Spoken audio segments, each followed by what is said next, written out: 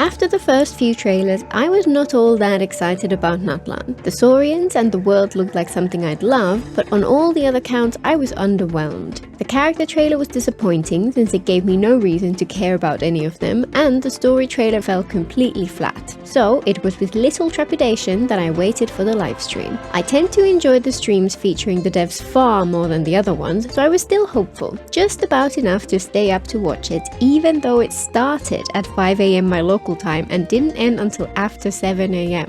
It absolutely blew me away. I cannot wait. My biggest complaint up to that point was the complete lack of substance to what we knew about both the plot of Natlan and the characters we're going to meet, so the trailer at the start of the livestream really caught my attention. It showcases a ton of the kinds of things I felt were missing. There was enough there that it could have been spread out across multiple trailers. In the moment, it was overwhelming and exciting, and after looking at it in more detail, I'm so looking forward to what's to come. Based on the contents of the trailer, I'm expecting there to be two main plot points at first, which are woven together over time and come to a head in the climax. The first one is the competition, which we had been introduced to in the previous trailer, but as we delve deeper into the situation in Natlan, we become involved in a more ominous series of events dealing with the Abyss. The trailer starts with a commentator announcing the finale of the contest and sets up some intriguing questions even before it starts raising the stakes. The announcer mentions that one contestant is a long-time contender, first-time finalist, and that extra context makes me curious. Which character are they talking about? Who are they going to fight? Whose side will we be on? Much more intriguing. It also fills out a bit of the background of the competition and why it's so important. Natlan has been the front line of the conflict with the Abyss for generations, hence its reputation as the nation of war. The trailer mentions that it took the combined efforts of the then Archon and heroes from each tribe to finally repel the Abyss. The competition's main purpose is to keep Natlan's people sharp, to determine the strongest of the warriors from all the tribes, and also to collect some kind of magical substance generated by the battles, presumably related to the eternal flames which are the source of Natlan's power. The earlier trailer had made this competition seem like a generic sporting event, and while the new trailer recaptured those festival vibes at first, it quickly added tension to the mix, and the whole setup gained an extra edge of urgency. If Natlan had just been running the competition because it's fun, I'd have been underwhelmed. The fact that there's a purpose for it makes me buy in much more. And the rest of the story really got my attention. Natlan is on the verge of destruction, possibly less than a year before total devastation. The traveler is told to forget everything you know about the real world, and the ominous, mysterious tone really hit the spot for me. The Abyss has invaded something called the Night Kingdom, and we see the group of heroes in a series of dark and dangerous scenes, while the voiceover talks of death, destruction, and sacrifice. The hints of world building sound awesome too. The immortal names of Natlan's great warriors of old are inherited by their chosen champions, which grants them great power and abilities. But when defeated by the Abyss, their immortal name is lost forever. I'm hoping that the story here will pull no punches, and it's shaping up to be an absolute blast. It also mentioned that the current Archon achieved an overwhelming victory, which begs even more questions. Is this talking about the war with the Abyss itself, or is it a reference to the competition? If it's the competition, does that mean the new champion gains the Gnosis? It could be an interesting twist to see the Traveler fight Capitano in the finale and gain the Gnosis for themselves. The confrontation between Capitano and Mavruka at the end should tie this all back in with the overarching plot and set us up for our journey to Snezhnaya in a year's time. This is the last missing Gnosis, and it looks like for once this Archon will not just hand it over without a fight. There's so much here to take in, and I just cannot wait. I'm absolutely hyped for the storyline, but that was the lesser half of my problems with the earlier trailers. So what about the characters? The biggest problem with the original trailers was that it gave us practically nothing of their personality. We got to see what they look like, and at best an initial impression, like Citlali might be angry or perhaps reclusive, but nothing that made me care. The story trailer put several of the characters into context, which fixed that to some extent, and then the rest of the livestream spent a little more time with the upcoming playable characters. It was still not enough to make me truly excited about most of them, but it's nice to get a glimpse of what's to come on this point. And it's always good to see some of their kits as well. Kachina is the main one I'm really excited for. She's just so cute! and I feel like she has the most depth out of all of the characters touched on in the livestream, which is particularly interesting since she's a 4-star who we'll even get for free after the first Natlan Archon quest. She had a very friendly, silly, happy-go-lucky vibe in that earlier trailer, but she clearly has much more nuance. She has inherited one of the ancient names, but is unsure why she was chosen and is insecure about it. And yet, while she's lost a lot of fights, she always keeps going and is just resilient and introspective person in general.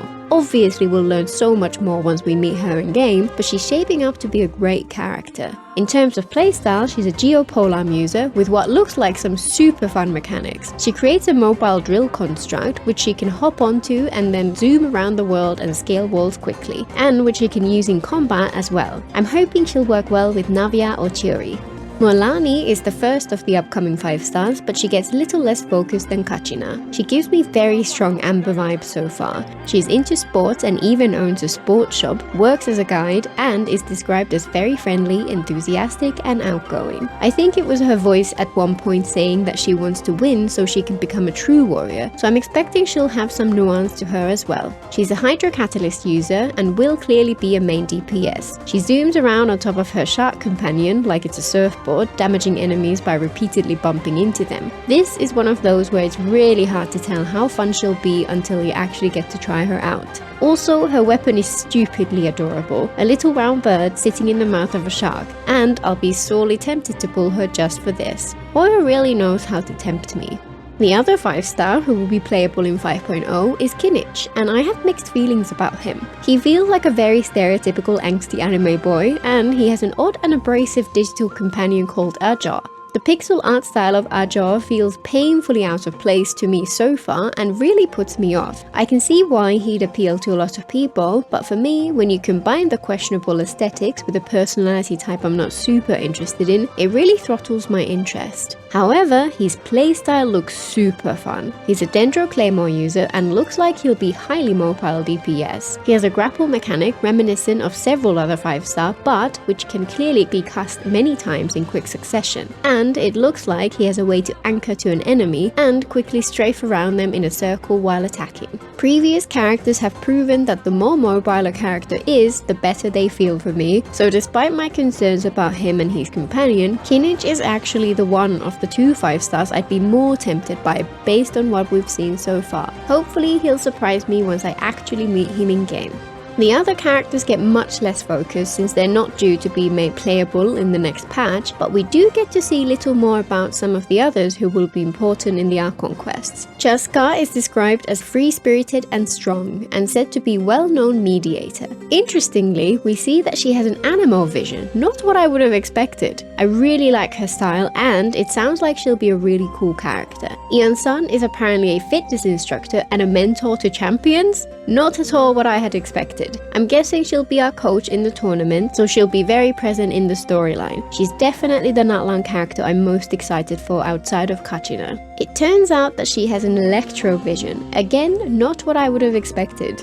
We also get to see lots more of Mavuika in a few different settings, and she seems like an interesting character, though her flaming hair honestly looks quite silly. Hopefully it'll come across better in-game. I'm really glad to see some depth to the characters. As I mentioned in that video explaining why I wasn't excited, I was certain that they'd be fantastic once we actually got to meet them in game, and I was just a little disappointed that we didn't get enough context for me to really get excited beforehand. The new trailer and the livestream absolutely fixed that for me.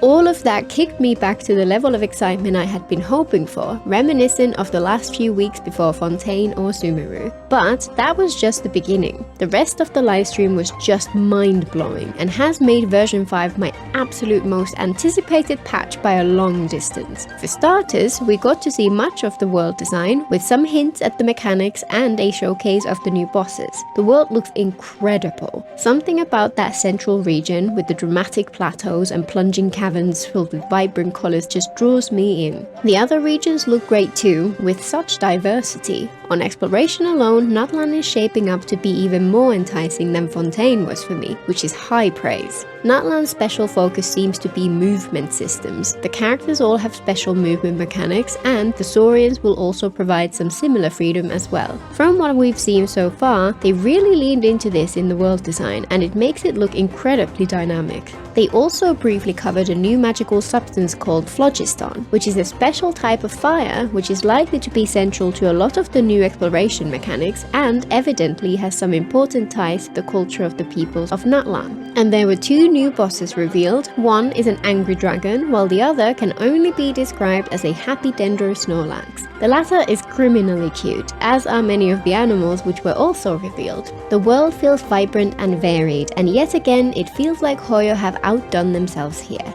But even more exciting were the quality of life updates. We're finally getting things we've been requesting for years at this point, things which I've long given up hope of ever seeing in Genshin. The two biggest ones were related to artifacts. First, we can turn our unwanted artifacts into fodder. This is legit my favorite of the updates. I've been asking for this in every survey for years. It might seem minor, but as someone who has an inventory full of useless artifacts, this will make life so much easier. Second, we will be able to use a rare item in order to create custom artifacts. This exists in many similar games, but Genshin's is better than the rest. We not only pick the set, the slot, and the main stat, but we also get to pick two substats. It'll be interesting to see how many of these we actually get to use in practice. Each artifact consumes 4 elixir items to create, and the elixirs are going to be very rare. But even if it's only 1 or 2 per patch, this would make building characters a lot less painful.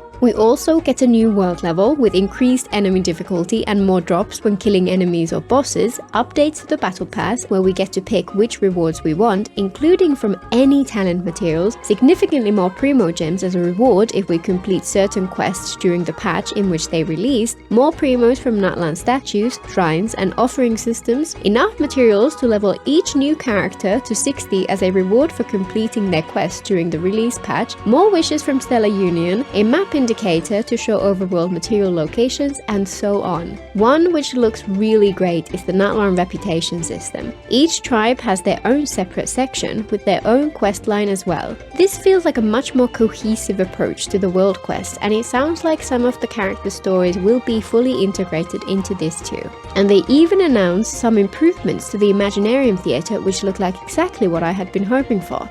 But the most shocking announcement were the anniversary rewards. They started off just by showing the typical rewards, 10 fates from a login event, 1600 primos, a couple of resin and some gadgets, and then joked that they're never going to give more than that. The next 15 minutes explored all the quality of life I just mentioned in what can only be described as a big devs listened showcase. But they saved 3 things for the end, all related to wishing, all of which were completely unexpected. First, character banner pulls now have a feature called Capturing Radiance, which had a bit of a confusing description. Anytime you lose your 50-50, you now have a 10% chance to win the featured character anyway. In a sense, this means the odds are now actually 55-45 instead, which is a welcome change. I feel like a more meaningful improvement would be for this to have increased as you progress further into pity. I mind losing much more when it's closer to hard pity, and providing increased chances of winning the 50-50s at higher pity would have been a wonderful way to even things out a little there. Second, the weapon banner now only requires 1 fate point to guarantee the weapon you want.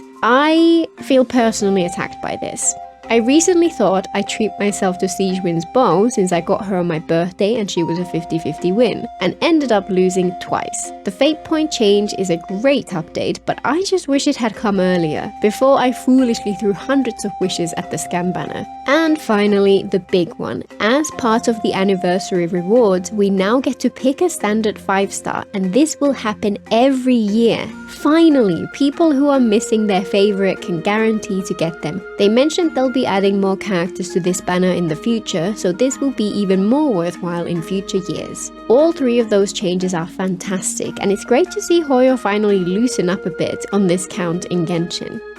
Within the space of a few minutes, I went from being little ambivalent or mildly excited about Natlan to being so excited, and it just got better from there. I cannot wait for it to finally be here. So many of these updates have been long overdue, and I feel that they'll make a huge difference both in the short term and in the long run. The story looks fantastic, the characters are starting to grow on me, and the quality of life problems are finally being fixed. And the anniversary rewards are finally the kind of thing we've always hoped for. See you in Natlan!